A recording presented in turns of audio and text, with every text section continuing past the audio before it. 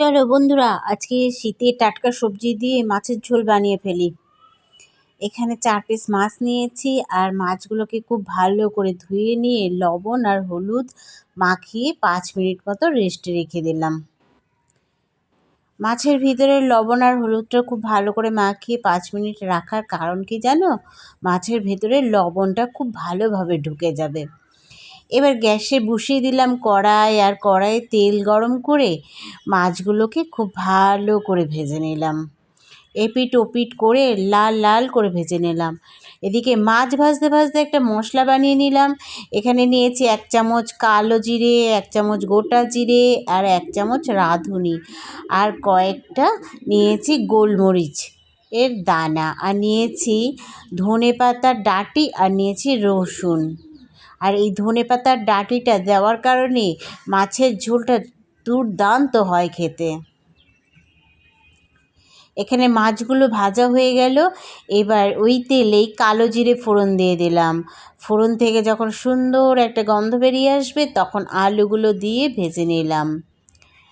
আলুগুলো খুব ভালো করে ভেজে নিয়ে বাটা মশলা দিয়ে দিলাম। বাটা মশলা দিয়ে কিছুটা জল দিয়ে দিলাম। মিক্সির বাটিতে মশলা লেগেছিল, সেটা ধুয়ে জল দিয়ে কিছুটা কষিয়ে নিয়ে এখানে দিয়ে দিলাম শীতের টাটকা সবজি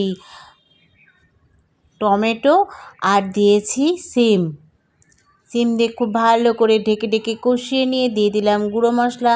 গুঁড়ো মশলার মধ্যে কিচ্ছু নয়, শুধু লবণ, স্বাদ মতো লবণ, পরিমাণ মতো হলুদ গুঁড়ো আর কাশ্মীরি লঙ্কার গুঁড়ো আর অল্প একটু লাল লঙ্কার গুঁড়ো দিয়েছি।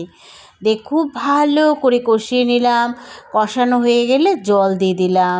এখানে যেহেতু ঝোলটা বেশি হবে তাই জলের পরিমাণটাও বেশি দিয়েছি। এবার ঝোল ফুটে উঠেছে আর মাছগুলো দিয়ে কিছুক্ষণের জন্য ফুটিয়ে নেব, যাতে আলু সিম ভালোভাবে সেদ্ধ হয়ে যায় আর মাছের ভেতরে ঝোলটা ভালোভাবে ঢুকে যায়। আর এখানে ভেজে রাখা বড়িগুলো দিয়ে দিলাম। আর এই বড়ি ভাজার সময় তোমাদের দেখাতে ভুলে গেছিলাম, এ দেখো ঝোল ফুটে উঠেছে আর এই শীতের টাটকা সবজি দিয়ে মাছের ঝোলও রেডি হয়ে গেছে। এবার শুধু খাওয়ার পালা। এবার একটা পাত্রে ঢেলে নিয়ে এবার গরম ভাতে পরিবেশন করে দেবো আর 5 মিনিটের জন্য রেস্টে রেখে দিলাম।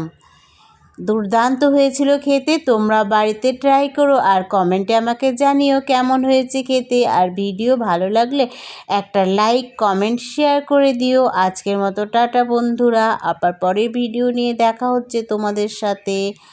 আর আমার ভিডিও যদি ভালো লেগে থাকে তাহলে একটা সাবস্ক্রাইব করতে ভুলো না। আজকের মতো টাটা।